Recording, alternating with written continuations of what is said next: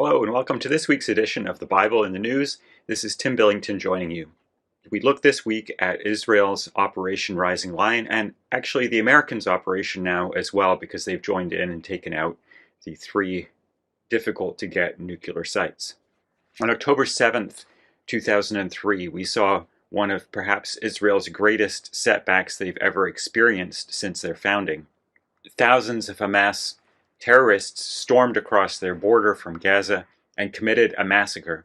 Iran has been threatening Israel for many years and claiming that their God, Allah, is the greatest. Well, their conception is built on lies, and God's name will be magnified. As he says in Ezekiel 20, beginning at verse 41, there's passages about God's name and how he will act to bring it into honor in many passages. I will accept you with your sweet savor when I bring you out from the people and gather you out of the countries wherein ye have been scattered. And I will be sanctified in you before the heathen. This is our day. We've seen this. They are there in the land. And ye shall know that I am the Lord when I shall bring you into the land of Israel, into the country for which I lifted up my hand to give your fathers, and there shall you remember your ways and your doings wherein ye have been defiled. Ye shall loathe yourselves in your own sight for all your evils that ye have committed. So they will change their heart when they're in the land of Israel.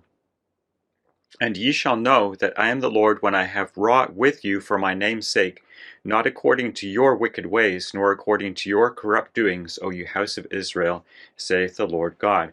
So when Israel is in their land, God will act for them, and they will understand that he is the true God who loves them and acts for them.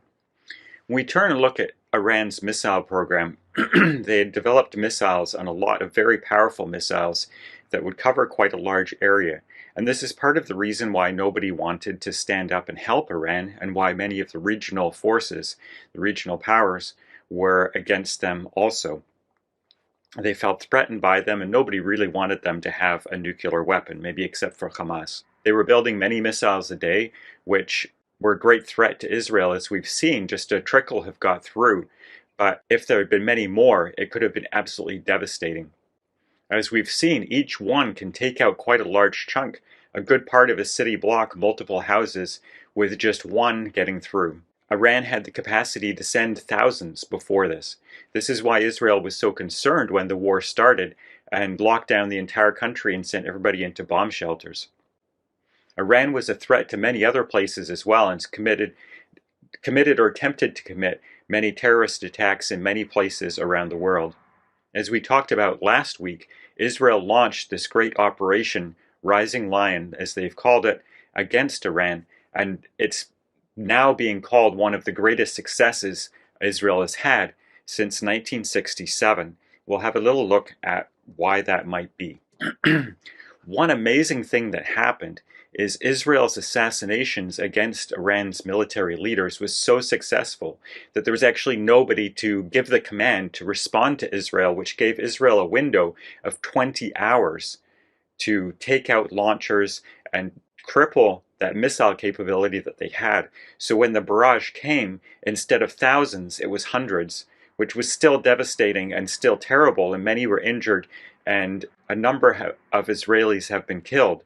But it could have been so much worse, tenfold or more. Israel's initial actions were so successful, it actually seems that it stunned Israel herself, that she didn't expect to be able to be so successful against this Iranian threat. It makes us think of this passage that was actually in the Jewish Torah portion for the day that they started their attack against Iran. It's Numbers chapter 10 and verse 35. We see God indeed arising in this day, acting on behalf of Israel, acting on behalf of his people, and showing the world that he is real and in charge of events. Numbers 10 verse 35. It came to pass when the ark set forward that Moses said, Rise up, Lord, let thy enemies be scattered, and let them that hate thee flee before thee. And when it rested, he said, Return, O Lord, unto the many thousands of Israel. There's a description of one of the pilots who led coming in to Iran to do this operation. And he describes how it's every pilot's dream to be able to have a dogfight and take out an enemy aircraft. But in actual fact, they all just took off and fled, which reminds me of biblical events where the enemy just fled and left in Israel's battles of old. Israel indeed had a great plan and great preparation, but the way the whole thing just came off almost flawlessly, or better than flawlessly perhaps, there's so many things that could have gone wrong. Like Israel had a drone base that they actually built inside Iran. If that had have been discovered, it would have crippled the ability for them to be able to act with drones inside the country from close range like they were able to do. Their initial attack was very effective and took out a whole slew of top people. As we've mentioned, there's some of them here, right at the top of their army command, down quite a ways, and a lot of those other ones now have been taken out as well, and replacements of replacements and replacements of those replacements, as they've been able to cripple Iran and destroy their nuclear program. Iran's attacks back to Israel have been really a great failure. As successful as Israel has been, Iran's response really has fallen very flat compared to anything they might have hoped. Rather than thousands, they've managed to send hundreds, 520 at the time of counting of this report, and only 5% of those, less than 5% of those, have got through. And out of 1,200 drones, which it was said were very difficult to detect and take out, they've actually had 0 that have hit their target. This should be a lesson to the world that they shouldn't line up to fight against Israel, that they shouldn't condemn Israel, that they shouldn't condemn the things that Israel does, because it's God who is acting with them to bring his will to pass. The world should sit up and notice that God is with his people, that he's acting for them, and they're foolhardy to oppose her. So now we've just seen not only Israel attacking, but the United States has actually come to join in to take out those hard-to-get nuclear sites that Israel wasn't able to penetrate. The Americans, it is said, dropped 6 30,000-pound massive ordnance penetrators on Fordo, and unofficial footage from on the ground shows us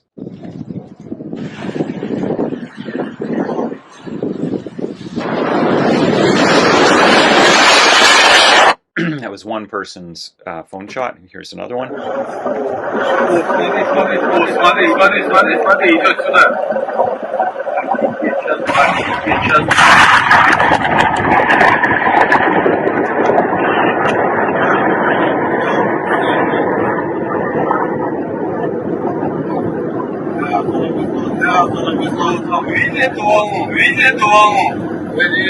Massive attack.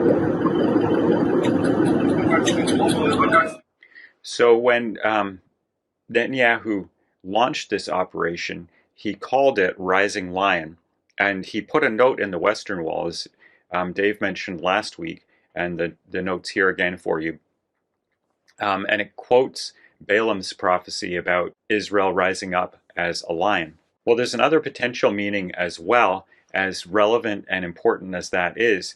If you look at the opposition in Iran, the old Shah's flag, it had a lion and a sun behind it. And the leader of the opposition today in Iran is actually the Shah's son. So Rising Lion is being taken by Iranians on the ground to also refer to this, that it's their time to rise up and seize their country back.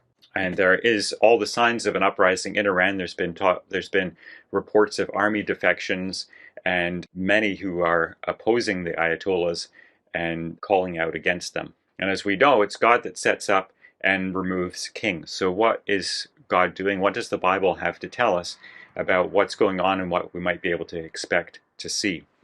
Well, when we look at prophecy and we look at Daniel chapter 2, which is one of those key prophecies that gives us a framework for the nations all down the centuries, not only do we see that it is a framework through history, but we're told here in Daniel chapter 2 that this image is to be broken in pieces together. And from that, we would expect there to be a representation of those countries to be broken together at the time of the end. So we would expect then from this prophecy for the Medes and the Persians, as it was then, today the Iranians, to have an important part and be present at the time of the end. And it's not only there, because in Ezekiel chapter 38, we're also told Persia is with Gog of the land of Magog. Persia, Ethiopia, and Libya with them. So Persia is mentioned first as those that are with Gog, so perhaps the most important of those who are joining in that battle at that time. But we also expect the peace that is spoken about in Ezekiel chapter 38. And it does seem like if Iran is neutralized at this time, Iran is the one that has been funding the proxies. They've been sending weapons to Hamas and Hezbollah and Israel's enemies, and propping up this anti-Israel ring that they were creating around Israel. And if Iran is taken out, it's likely cause of the peace, one of the causes at least, that we see in prophecy at the time of the end, places like Ezekiel chapter 38. But, as we've just mentioned, we also expect Persia to be with those who come against Israel when Armageddon happens. So, how does this fit together? We don't know. I'm not a prophet. None of us are prophets, but we read the scriptures and we try and understand what might happen, and we look at events on the ground and try and fit it together. And perhaps something happens, like the country descends into civil war, like Syria, and they're unable to be a threat to Israel for the time being. Another possibility is that somebody else takes over for a time, and then there's another coup or a change of government in some way. Somebody else is elected, or somebody comes in who is anti-Israel a little bit down the road. But whatever the case, the thing that we expect to see next is the peace in Israel, and it seems like this is a big piece of this coming together, and a great sign of our times, and a sign that the great Messiah of Israel is about to return and bring peace to Israel and eventually to the world. This has been the Bible in the News, and Tim Billington joining you. Please join us again next week for more Bible in the News, God willing.